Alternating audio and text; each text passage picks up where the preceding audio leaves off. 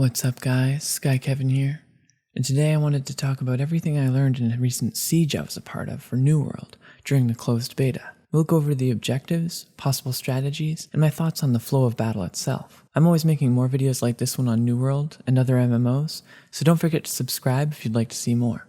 So, let's get started.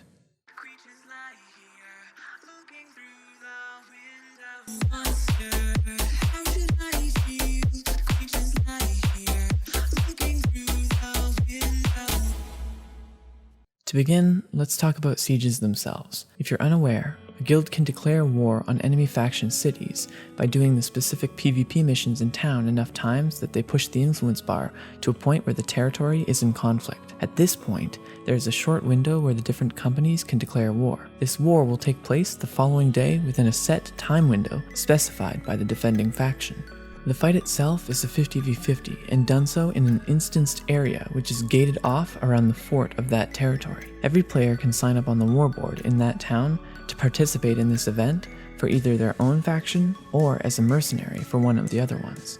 If either guild needs more players, they can also pull some in from a standby list to join into the fight. This is all done and arranged 15 minutes before the fight starts. The battle itself is held in essentially 3 stages with a total timer of 30 minutes. You have the initial fight on the open field where the attacking team has to take 3 different A, B, and C points, and they do so by having players stand in the central circle, and if they have a greater number of players in that circle, it will start to pull influence in their direction. When each of these circles have been captured one by the attackers, the flag icon on the map will turn gray. Once all 3 of them have been captured, you move on to the gate defense. With the gates, the defenders will inevitably sit on the walls of the keep and use whatever means they can to push the attackers away from attacking the gates. On the other hand, the attackers will be attempting to dish out as much damage as they can in order to open them up. They can do so either by using siege equipment, attacking with melee, or placing explosive barrels and igniting them. Once the gates have been taken down, it's time for the final push into the keep. From here,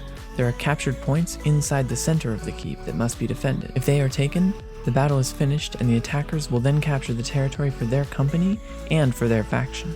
Now, let's talk about some of the particulars of the fight, starting with the siege mechanics. These are allotted weapons like repeaters, cannons, and ballista, as well as hot oil that can be set up as defenses around the keep. These defenses are able to be leveled up by doing town improvements, and generally are used by the weaker players to help balance out the damage output between themselves and the higher levels in the fights. They are quite weak to player attacks, so you can use either musketeers or other ranged weapons to snipe them down, or you can have your melee rush them and deal enough damage with physical to break the weaponry down. One thing I haven't mentioned yet is that you can also build siege equipment when you're on the attacking side as well. This is important to know from a tactical standpoint because you may end up using that equipment as a means throughout the battle to push into a gate, push a point, or to counter the other enemy's siege equipment. One last thing about the weaponry I wanted to mention was that it can be repaired and must be reloaded with ammo throughout the course of the battle. This is something important to keep in mind given the longevity of the battle itself, and it works for repairing gates as well. I think the thing to remember with these fights from a tactical standpoint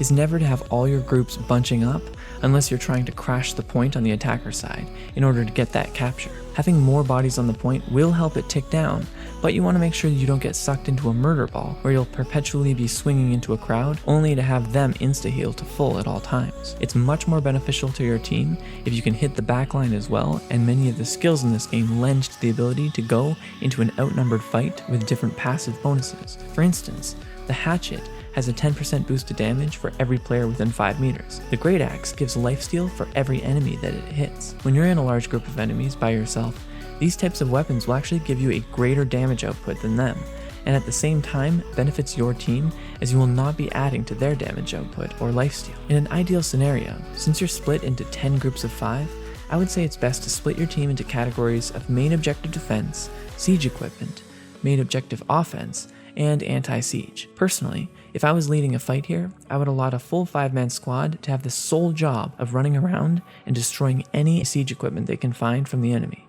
Additionally, I would keep about 3 to 4 teams on siege equipment itself so they can support the fight and hopefully have the numbers to defend the equipment if need be. The remaining groups doing the bulk of the melee fighting would best be split into 2 categories of either disruption or defense. You can put anyone tanky or healers on the point itself and have the medium armor units chasing around on the backline to ensure they disrupt any murder balls from forming for your team to deal with. This is the case especially on defense, as you can very quickly lose the point if you let too many enemies stack up on it with too many heals on the ground to leave a dent in their numbers. One quick thing to mention here is that they also have special items that can be bought from the shops with battle tokens to help in the fights. These are things like speed potions that can be perfect for putting the previous tactics I mentioned into play on a deeper level than simply saying, go here and tank this point, as you can outmaneuver the enemies in the battle. In the battle I was a part of, unfortunately there was a speed glitch that really put a damper on things, but otherwise a potion like that could be utilized to quickly move the entire army from one point to another,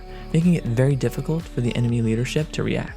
All in all, I think the best strategy when group fighting in this game is to remember that flanking is a very real and important strategy whenever you're fighting with any larger numbers. It's important to make sure that you can collapse in on an enemy, and by focusing on maneuvering the group around them, instead of creating a battle line that could eventually have you lose the fight just due to it being so drawn out. I think other than that, we'll see a lot of other strategies come to light once the game launches when it comes to having full teams devoted to those specific strategies or a variation of those ones.